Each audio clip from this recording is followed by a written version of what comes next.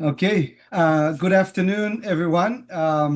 It's exciting to be on a webinar as part of this ʻUlu Festival build-up. Happy to introduce Tamara Cheryl, who's been the coordinator and working hard behind the scenes. Tamara, there's been a lot of webinars happening the last week or so. You want to tell us a little bit about some of those webinars and whether you have a favorite? Yes, mahalo Kyle, and mahalo to Pacific Farmer Organizations and Breadfruit people for bringing this element to our ʻUlu event on Maui that has been missing until this year, all this participation and perspectives from Pacific nations outside of Hawaii. We have had a really wonderful presentation, Breadfruit Value Adding from the Pacific, that had speakers from Tonga, Solomon Islands, and Fiji. It was a really amazing perspective of what folks from those nations are doing with ʻUlu today. And then we had a propagation workshop, preserving breadfruit for future generations, with the breadfruit collections manager at Kahanu Gardens in Hana, Maui. And we've also had a building the breadfruit value chain in Hawaii presentation with Hawaii ʻUlu Cooperative. It's a farmer-led model for like import replacement of staple starches in Hawaii. So all of these presentations were recorded, and the links to the recordings can be found at the website, and I'll put that link into the chat. And then just one last thing, if you are a Western chapter arborist who would like to get continuing education credits for this presentation, I'm just going to put something into the chat of what you need to do. So thank you so much for your time. Thank you to the speakers today. Thank you. Thank you, Tamara. And I'm really excited. I think Dr. Craig Elovich is speaking tomorrow. And so I'm really looking forward to his talk in revitalizing breadfruit.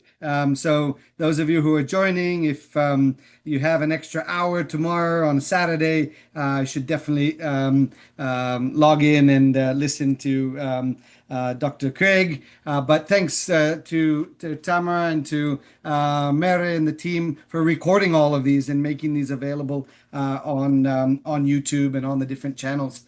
So we want to jump straight into it.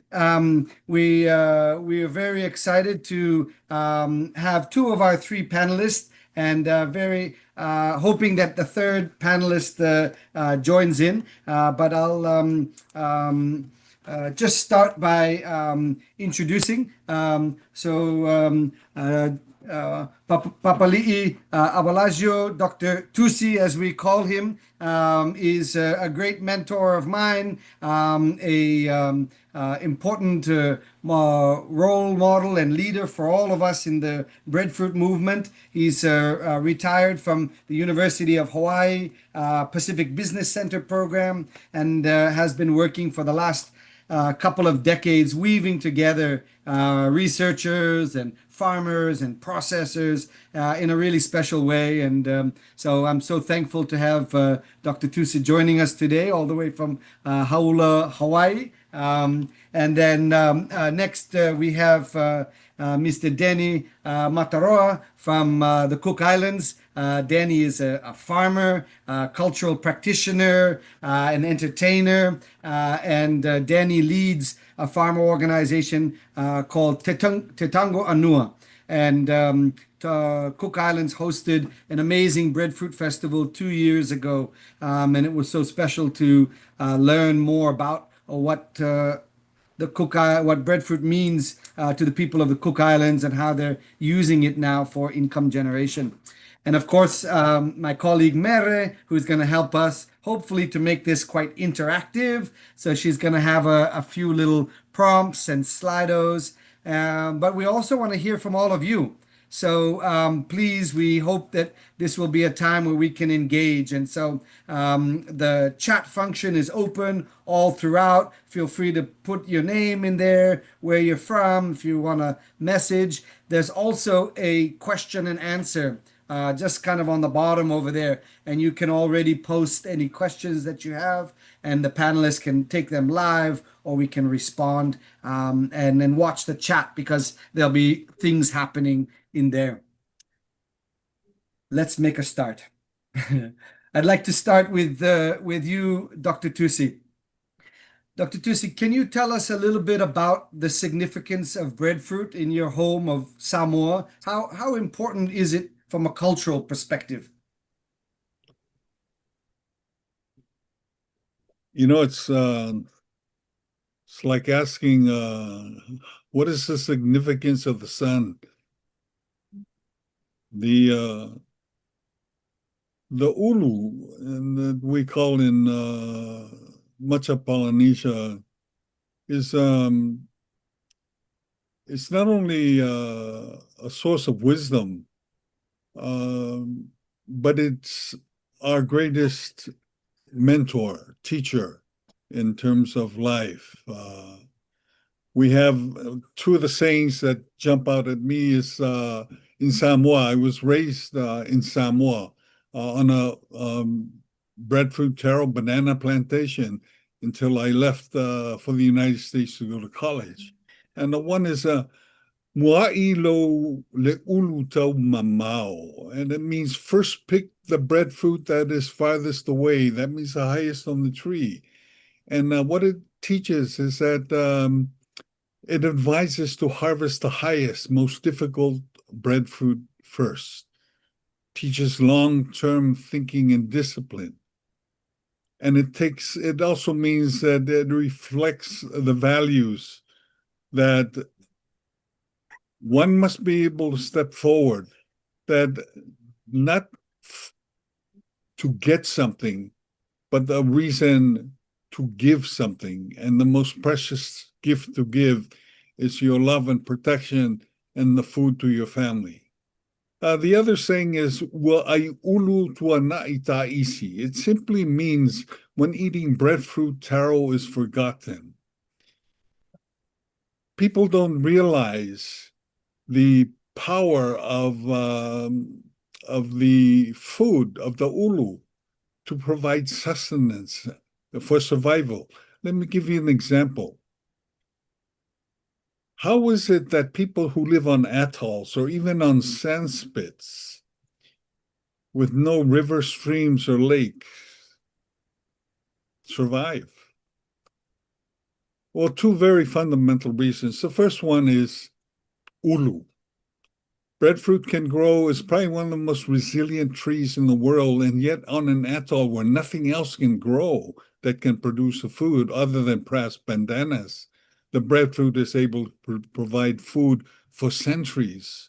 And the other is the niu, the coconut. Our wisdom is you don't take your water with you. You grow your water wherever you go, so that these are also wisdoms of resilience. The other aspects also is when a child is born, one of the best, most wonderful, and most meaningful gifts that your family will bring and friends is a small ulu, because it symbolizes the new life. We have a saying in many places: if you do nothing with your life, plant 10 breadfruit, and you will be able to feed your family for generations. So it's a symbol of continuous life, of humility, of resilience. And at the same time, it teaches the importance of healing. Very briefly, our canoes were made out of breadfruit logs, not logs, but they were cut into planks and they were sewn together. What people don't realize is that the canoes at that time, the double-hull canoes, were one of the most amazingly resilient and most effective with lower draft and most stable structured marine craft in the world at that time, more so than anything else in the world, because the wood itself is not only termite resistant, but it's very light and very durable. And they use the latex to caulk much of the planks. And so when our ancestors voyaged, the voyage taught them one thing, that you only have so many people on the crew. if one member of the crew is unhappy, the entire crew is at risk. And so over the centuries of sailing, what evolved was a sense of the importance of relationships and the importance of healing relationships. So the values of the ʻUlu were permeated out from not only the wood, but its spirit into values. And those values are engaging with humility in all that you do, followed by embracing with respect, followed by sustaining with aloha, followed by healing with forgiveness, followed by serving with integrity. So the ʻUlu not only becomes a symbol of life for a newborn child, but it is also the symbol of the core values of healing, which is deeply rooted and grounded in love. So these are the wisdoms that, if we don't weave it forward together with the gift of the plant and the fruit itself, I think we may be missing a core part of its amazing nourishment. Those are just a few things that come to mind. Thank you, Dr. Tusi. Wow. Yeah, lot. no, those are really powerful symbols. And it's great to hear that perspective from Samoa, both about the food, but also its use in the canoe voyaging. So that's super powerful. Again, we really would like to hear a little bit from those who are on this call as well. And I'm going to ask if you guys could open up your chat, and I'm going to hand it over to Mere, who has a little prompt for you. So Mere, you want to tell us what our prompt is so that we could learn a little bit more from our participants as well?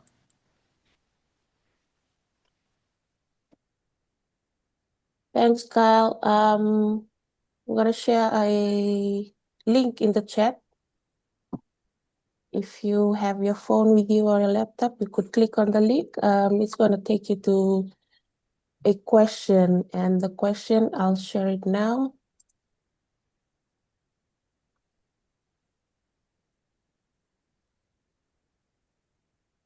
So the question on your screen is, what is breadfruit in your language or culture? You could also scan the QR code, and it'll allow you to enter in your answers. Thank you.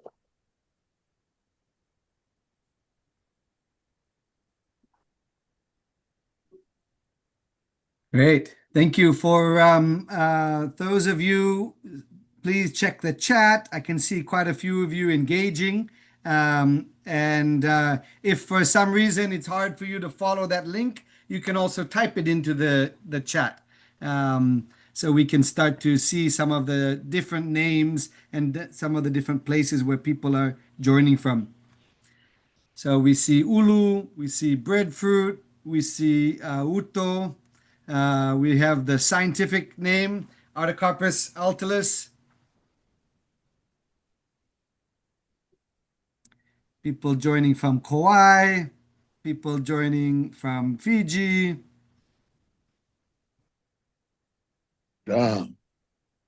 Awesome. Big audience. Yeah, we're very, very thankful, and we love to bring some of these different perspectives. Oh, it looks like we maybe have breadfruit in Japanese. Fantastic. How special. How special. Okay, great. Well, and I'm glad you guys found the chat, so please continue to join in. Welcome from Portland, Oregon, coming to the Breadfruit Festival. Thank you, and we have our third panelist. So it's my pleasure to introduce Miss Albertha Linibi from Papua New Guinea. And Alberta comes from the Papua New Guinea Women in Agriculture Development Foundation, a network of farmer groups from across Papua New Guinea with close to 20,000 farmers. And so we're very happy to have some voice and some wisdom from Papua New Guinea. So welcome, Albertha. We'll let you get yourself grounded. And we just heard. Oh, thank you.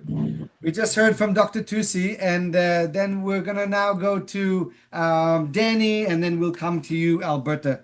So Kirana, Danny, we're very keen to hear a little bit more about breadfruit in the Cook Islands. So, how important is breadfruit in the Cook Islands? What's the cultural significance of breadfruit where you come from? Kia ora tātou katoa. Kia ora everyone. Thank you, Carl, and your team, and Tamara for putting this webinar together. We have a saying.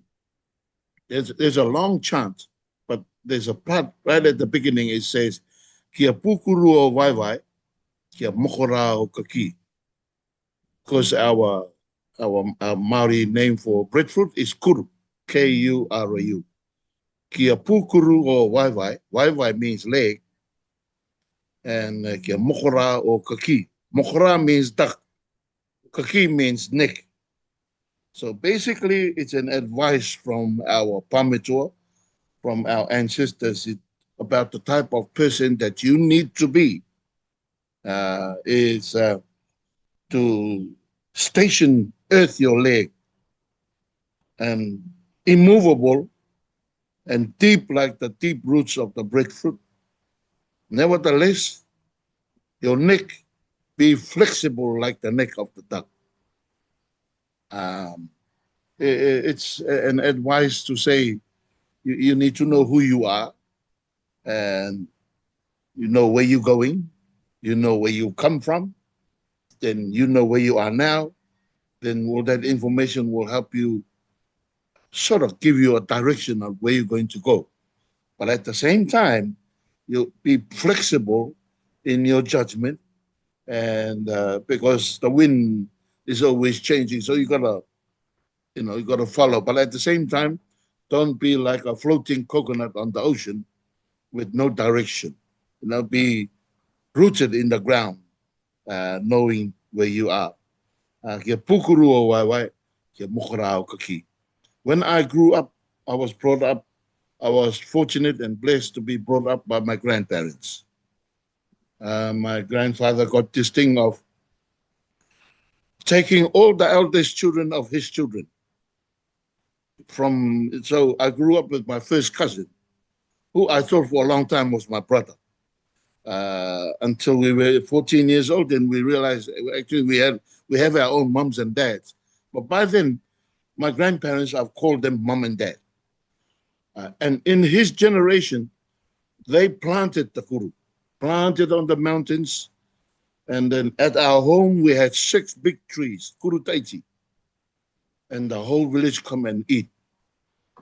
But in that experience, our job every morning, rake the rubbish.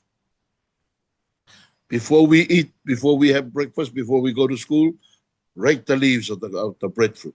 We go to school, come back, feed the pigs, do the work, go pick oranges. Before we go and eat, rake the rubbish again. And then when it comes for the time where the kuru is abundantly falling on the ground, our food would be kuru soup. You dice the kuru, boil it with a bit of corned beef and onion. And the side plate to go with it is kuru. A lot of our people, especially in the generation of my parents, a lot of them moved to New Zealand. And when they came back, I'll just give the example of my father, my dad. When he came back at one stage, he just cut those 6 trees down, cut them all down, because he was traumatized by that upbringing of raking the rubbish, and he hates kuru soup. So when I was invited to take part in that week of action in Tonga in 2016, And Dr. Tusi made that presentation, his first presentation, and I was sort of stunned at this presentation because I realized my father just cut down the tree that was most important based on that presentation. And straight away I knew that we need to get back into the breadfruit again. And instantly I knew the biggest challenge for us in the Cook Islands is to change the mindset of that generation of my parents.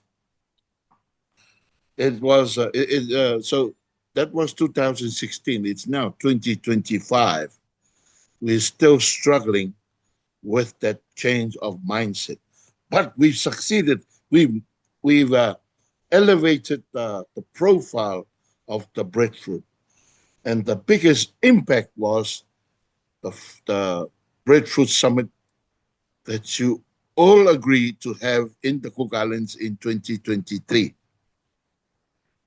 That was an eye-opener for a lot of our Cook Islands farmers, those who came to that festival.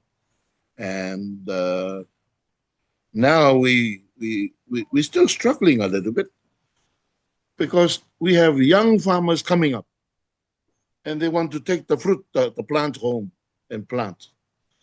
But their parents are still alive. And they say, oh, Dad, I got a kuru, I'm going to plant. Oh, don't you bring that thing on my land. And of course, we have an utmost respect for our elders. One word like that, they're not going to come. Danny, I'm sorry, give this for somebody else. So that's the challenge we're going now. So we've sort of kept going at it. We haven't given up. And we've had a few of our farmers planting it. But we are now turning our focus to the next generation, even starting at the preschool level, trying to promote the breadfruit through that, from that generation.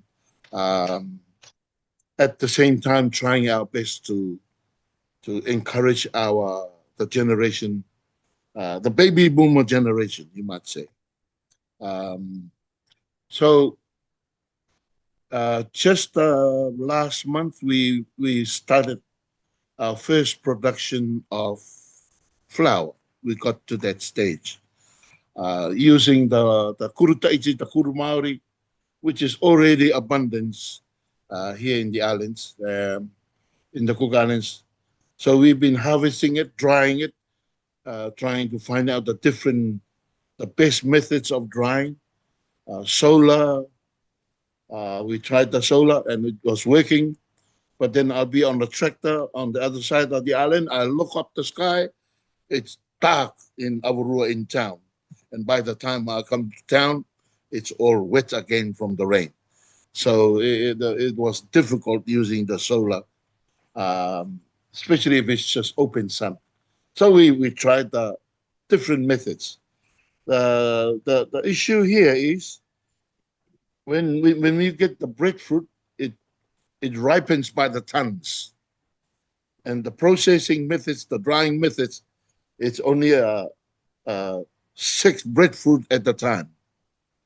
So if we have a farmer come with a truckload, we have to think of a faster drying method. So we've been experimenting on that. So far, the best method for us is using the gas, a roaster. We've modified that and turned it into a gas dryer. But you know, going with the cultural aspect, our ancestors, we've been sailing the Moana Nui o Kiwa for thousands of years. And when they sail on their waka, they always take food, all sorts of food. But it's compulsory to take the 3 main ones as plants. And that is the coconut, the noni, and the kuru. Coconut, noni, and kuru. And why those 3 trees? You know, when you get a drought, no rain for 6 months, All the rest of the trees, the bush, all go brown, except those 3 trees, the coconut, the noni, and the kuru. Why? Because their roots, their tap roots are very deep. They search for that water.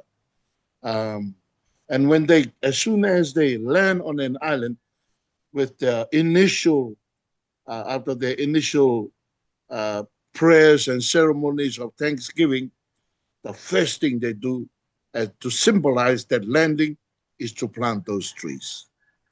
So every single island in the Pacific, whether there's people on or no people on, each of them have a breadfruit tree, a noni tree, and coconut.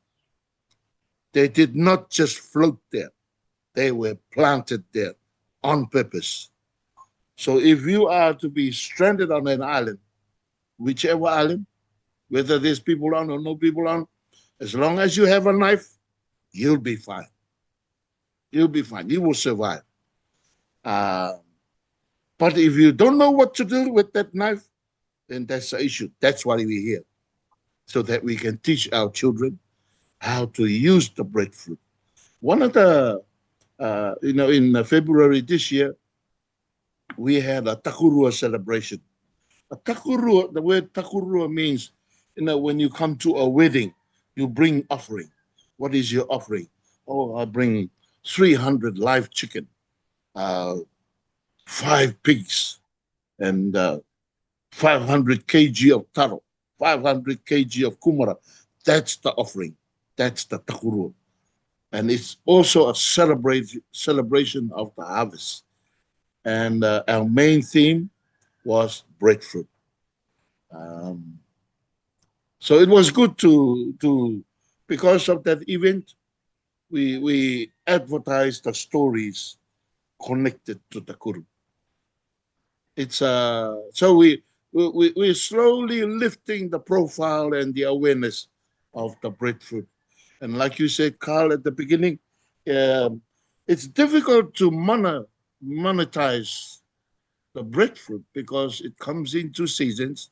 It's sort of unpredictable in a way of its own way. Like this year, heaps of harvest from this tree. Next year, the harvest is cut, almost halfway. That's the, so that's my presentation at the moment for our Breadfruit Summit. Thank you. Thank you, Danny. And it was cool both from Samoa and the Cook Islands to hear of chants, songs, proverbs that mention the ʻUlu and that show, or the breadfruit that shows the significance in that culture. Also, thanks, Danny, for sharing that story from your childhood. And we want to hear a little bit from each of you and what breadfruit means to you, and maybe an early memory or an early story. So I think Mere has another prompt. Mere, you want to drop that in the chat again? And so if you guys can open up that same Slido link that was used earlier, or you can click on it again. Can you share one memory or something connected, tradition connected to breadfruit in your community or in your island? And feel free to use the Slido so that we can capture it, but you can also use your the comment section of your panel.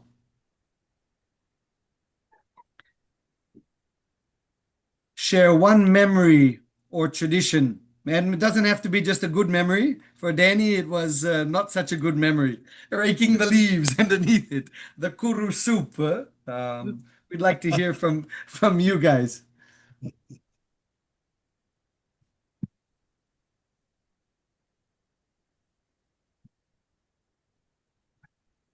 Maybe while we are waiting, Carl, I just want to, during the Takuru in February, the celebration in February, there was a competition at the market, Punanganui market.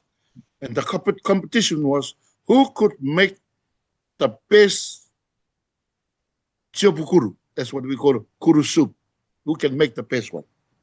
So I was involved in the tasting of it. I walked around. This one, oh, unusual taste. What is it? Oh, there's a vegetarian kuru soup. Okay, I just, oh, yeah, nice, beautiful. But in any Cook Islander, anything without any meat is not a healthy food. So anyway, we carried on, and there was one, somebody put a little bit of curry, unusual taste. And the one who won the prize tasted exactly like the original one. And it's got no flavoring. It's just onion, corned beef, and kuru. And as soon as I tasted, oh, this is the one. As soon as it tasted like home, the anger came in my mind. I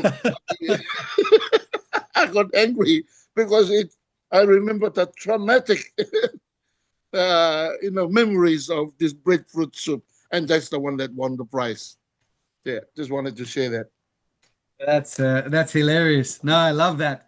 And thanks also for sharing some of those examples of what you guys are doing to try and revitalize breadfruit in the Cook Islands. Yes, Dr. Tusi. Yeah, it was a memory of mine. I was 14 years old. And what I didn't realize that I thought they were digging a grave. It's next to my grandfather's great Mauta, the chief's hut. And I recall the horrible, horrible smell. So I thought, oh my goodness, they're digging up a body. But when I went to look, what they were doing is they were digging up ʻUlu Yeah. that had been buried. And the reason I knew it was 14 years, because I was 14 years old, and that's when they buried it when I was born.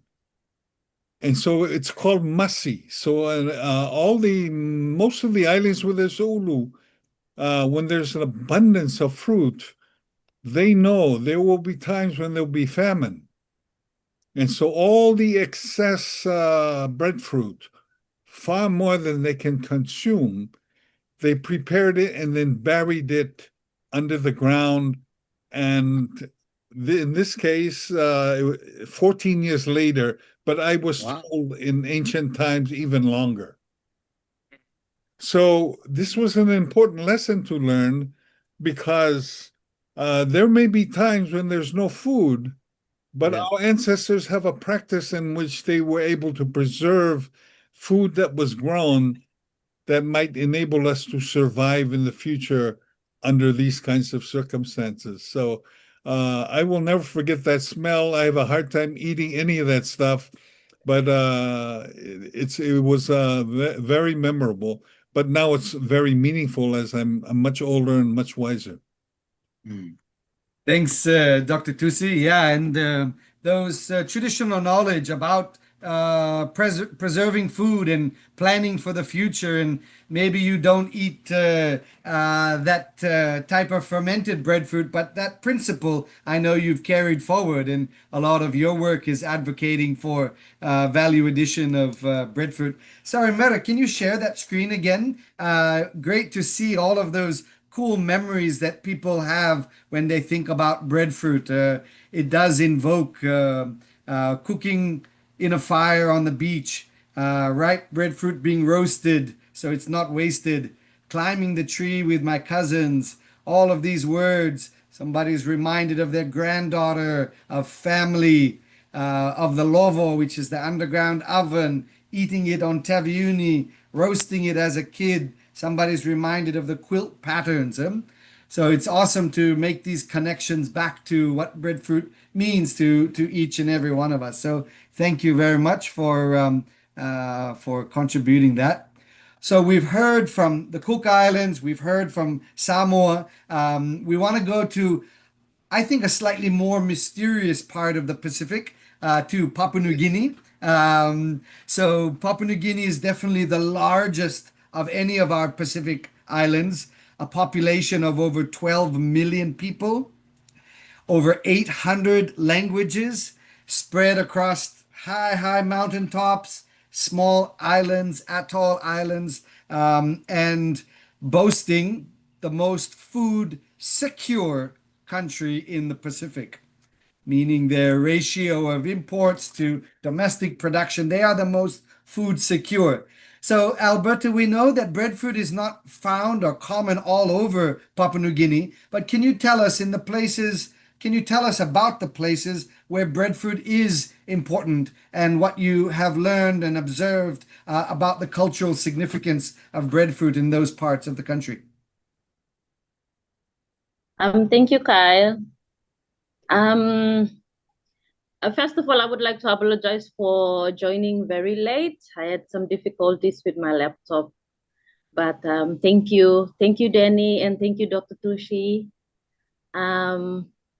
With that, I would like to share a little bit about our provinces in Papua New Guinea that has breadfruit is one of the common food, or I would say a staple food that they usually eat. So we have like so many provinces in the country, 22, but most of them don't have breadfruit. They don't really, maybe because if we have a lot of food, that they don't consider breadfruit as one of the important crops. But to some of our islands in the coastal, like New Island, Bougainville, we have Madang, also, yes, in this part, they also part of Morobe in the smaller highlands. They do have breadfruit as their staple food. So with that, it's extensive genetic diversity of breadfruit in PNG.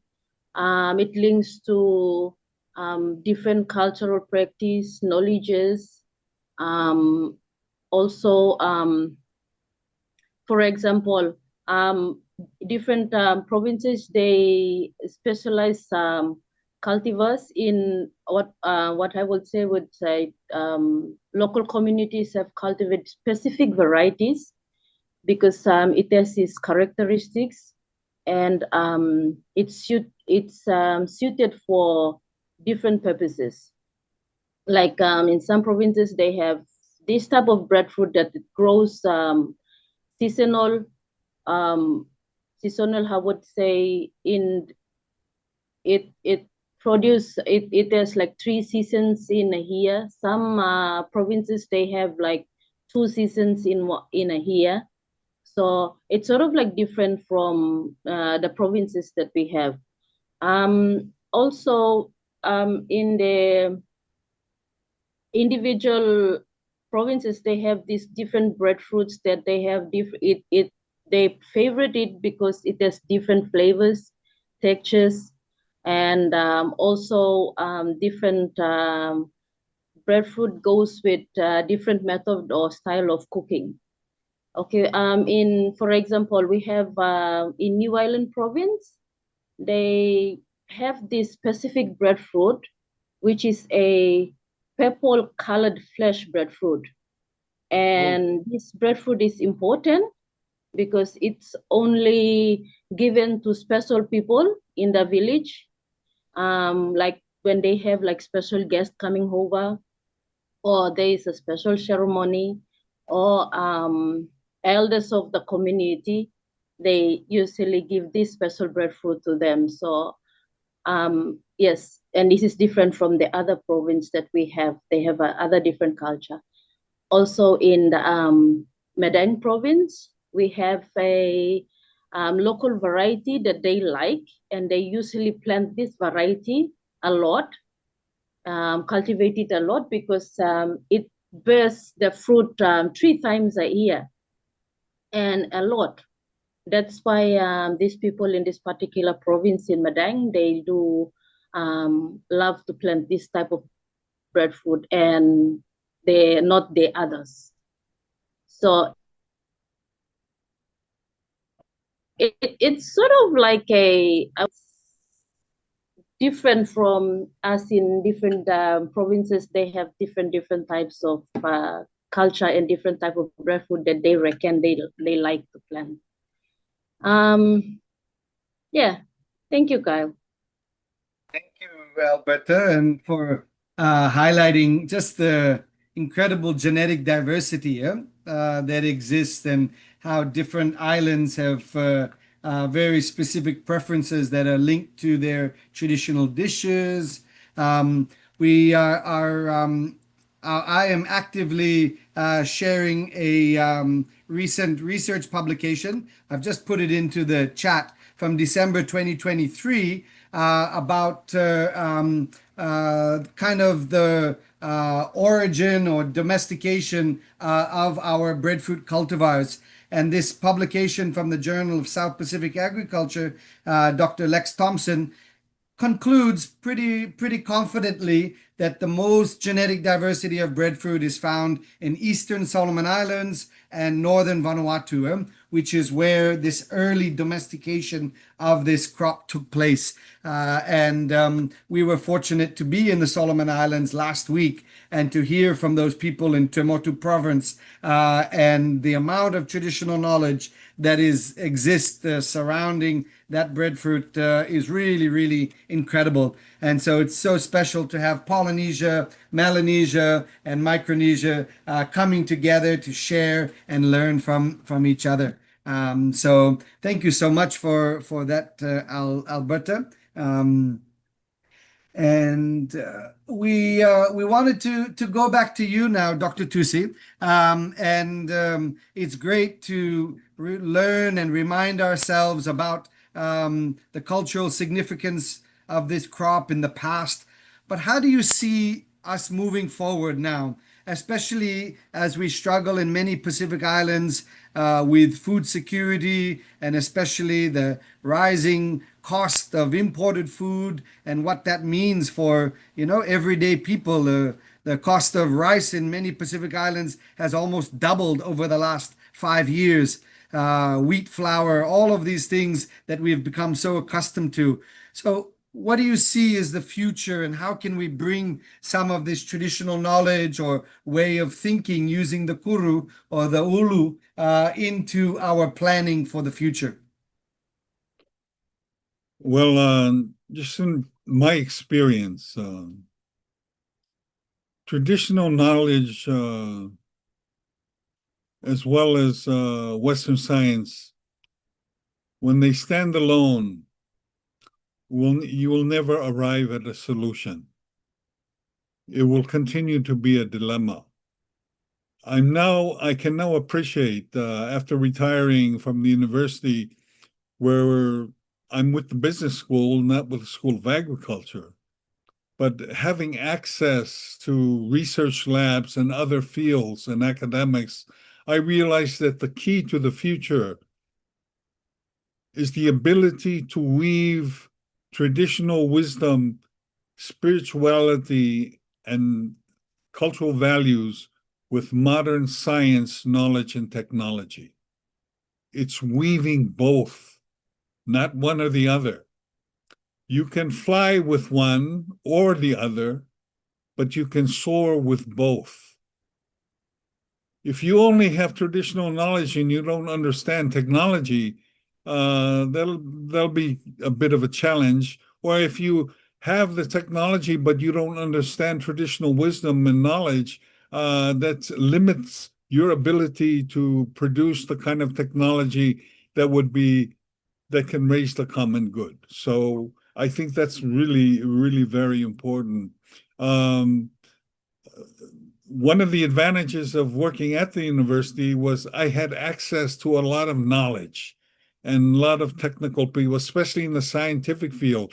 So we've been able to connect with the now retired leaders of flour making from Kansas State University and University of Kansas. These are the largest U.S. Universities that generate and produce flour, millions of pounds daily. So who would know better to dry, mill, and make into flour breadfruit or anything else than those who've been doing it for centuries. It's just a matter of them exposing them to. I remember when I talked to the lead professor there, and I said, "Sir, do you mill? Can you mill breadfruit?" And he said, "Breadfruit, what's that?" And I said, "Well, it's a fruit." And he cut me off, and he says, "Sir, we don't mill fruit; we mill grain." And so, anyway, long story short, I had my executive directors write a letter inviting him to come to Hawaii so that at our expense to take a look at breadfruit and etc. And then I said, make sure that we have pictures of Waikiki Beach and everything else on it. Well, anyway, at that time we used faxes. In less than 10 minutes, the fax returned, I would be happy to come to Hawaii.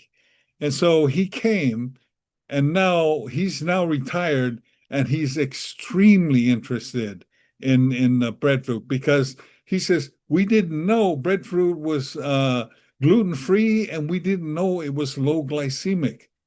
So from the health and those are huge industries. And so he's very interested and said, we need to see how we can work together. So again, my role basically was just trying to weave together the right technology and the right traditional knowledge and wisdom. And I think with the leadership that's being taken there with Danny and Rarotonga and with Tonga, the dryers, these people can be wonderful resources, and maybe we can jumpstart things much quicker and more effectively. And I'm really excited. We're also working with Native American tribes. Their number one killer is diabetes and obesity. They heard about low glycemic flour from breadfruit, and they said, "Where can we get this?" And I said, "Well, we're working with Pacific peoples that are working on trying to generate the flour so that we can make it marketable and we can ship. So we can actually have a pilot project between Native peoples from the Pacific and Native Americans in North America. And then from that the sky's the limit. But I'm pretty excited with what's going on. So. Thank you, Dr. Tusi. I think that message is really simple but really clear about the need to weave these things together, our traditional knowledge, our science, innovation, and technology. And so thank you for that. Danny, what about the future as we think about developing a crop like breadfruit? And I know you shared some of the challenges and some of the experience, but what are some of the big opportunities, and how can we ensure that this is not just another crop that we turn into a commodity that we kind of commodify like we did with so many of our Pacific crops, the pineapple and the cocoa and all of these things. How do we kind of move forward in maintaining some of these important cultural elements? Well, I think in all of our crops in the Pacific, it's always been the big marketing company. They come and they have big marketing plans and not really understanding our capacity to be able to produce. So we have to, for example, the noni being doing so big, it was over marketed, and they went crazy with this multi-level marketing thing, and it ruined the reputation of the noni. But the benefit of the noni is still the same, it's still there. And the coconut is doing good, but with the breadfruit, we can learn from the experiences of these other products how we should look at it. So, it's interesting, Dr. Tusi mentioned about the natives in America. There's a mountain in Rarotonga called Maungaroa. long mountain, that's what it means. And then there's a mountain called Mauna Loa in Samoa. In Tonga, Mauna Loa. In New Zealand, Mauna Loa. In Hawaii, you also have a mountain, Mauna Loa. What does Mauna Loa means? Well, long mountain. Where is this long mountain? The longest range of mountain in the world runs from Canada, North America, and South America. Maybe our ancestors put this name of a mountain on all these islands because of maybe some of us where we come from. So the connection of the ʻUlu is just mentioned right now with Dr. Tusi mentioning that maybe we supply the kulu to our own selves. With that connection and links like the tentacles of the octopus reaching over our own, instead of thinking of supplying other people who has no idea what the breadfruit is, just supply our own. That's the potential I'm looking at. And we know then we're not going to go haywire with the multi requirements and red tape that we got to go through when our own people know already what a kuru is. Don't have to explain it to them. Don't have to come up with some multi-level marketing scheme or scam. We know what the kuru is. And when we present it to them in its raw in its pure form, and they already know what it is. So you don't have to tell the story when it's to our own people. And our biggest export in the Cook Islands is people. People. And that's the same all over the Pacific. It's people. Our people are all over the world. And they have inside their hearts, if they taste something like a taro, like a kuru, and a maniota, or a ruko, the young leaves of the coconut, wherever they are, whether they are in Utah, Georgia, or wherever, in Canada, it will make them want to eat it.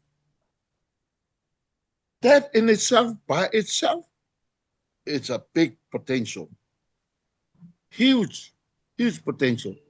And we just have through our webinars like tonight, like today, to tell them the goodness of it, to reawaken that mana, that vairua inside them, to link them back to their ancestors when they have that, and then looking forward, and they realize it's a slow release carbohydrate. It's not just an energy spike and then fall asleep. And it's low glycemic, it's healthy. We're helping our own people, in the Native Americans, our own people, with the food that they need. Yeah, that's fantastic. Yeah, no, I love it. I love it, and again, thinking about this crop and feeding Pacific people first, and then this extended family of, indigenous cultures that need these good foods, and not aiming for just a massive export industry or commodity, but really looking how we can develop it in a farmer-friendly way that feeds local people. So that's fantastic, Danny. We are almost done with our time. I just want to share with everyone that Danny, Alberta, a number of our Pacific Island breadfruit people are coming to Maui for ʻUlu Fest. And I think that this is a great opportunity. I encourage you, if you see them walking around over there, stop and ask them about breadfruit in Papua New Guinea or kuru soup. But I just wanted to just go to somebody, Alberta, for kind of the last word. You have this amazing group of women farmers across Papua New Guinea, and you've identified breadfruit as being having a real opportunity to help with nutrition and food security. What are you hoping to gain from in coming across and meeting more of the breadfruit research and value-added community? What are you hoping to gain from your trip to Hawaii?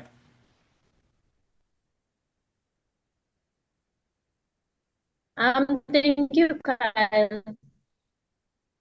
I am hoping to learn more about it's not common in PNG, so we don't have the value adding so much product of breadfruit in Papua New Guinea.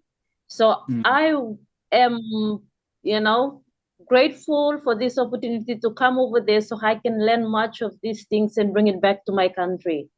Also, yes, different types of recipes, and the list goes on.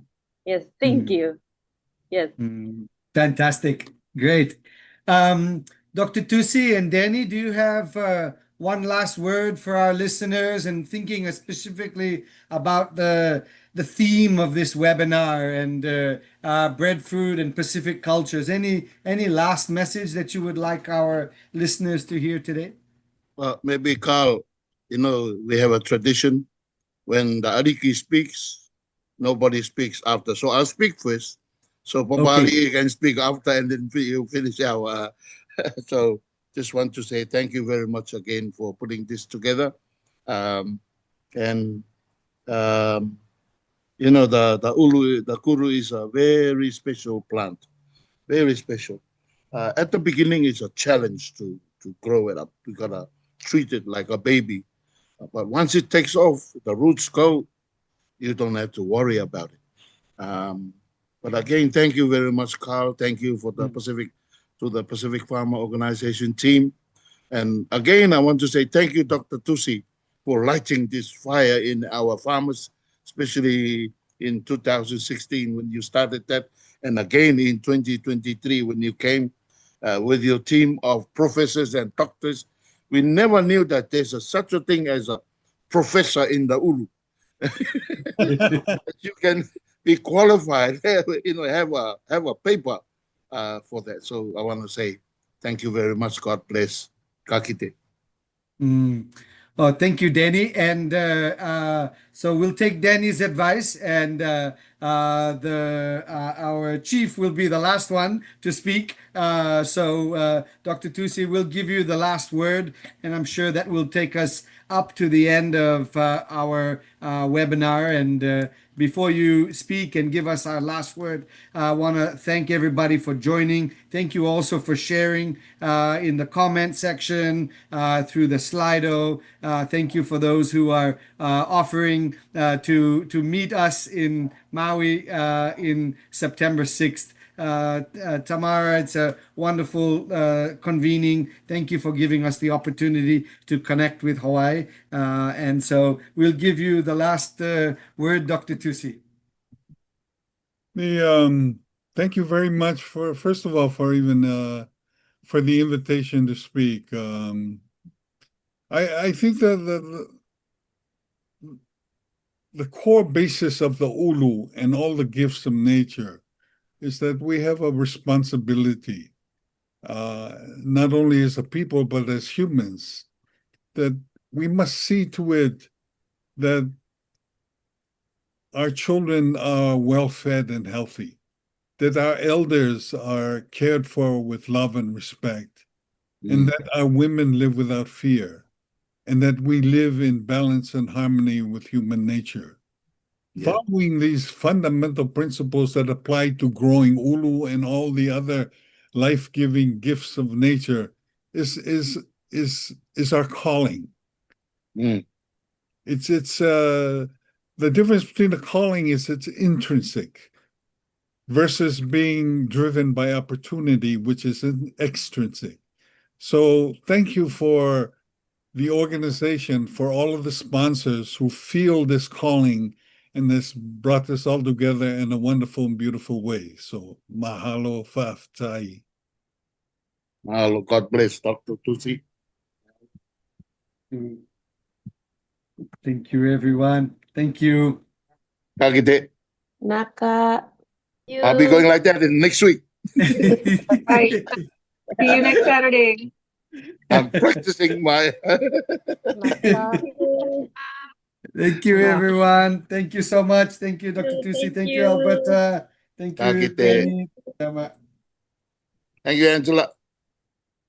Yeah, thanks, Danny. See you next week.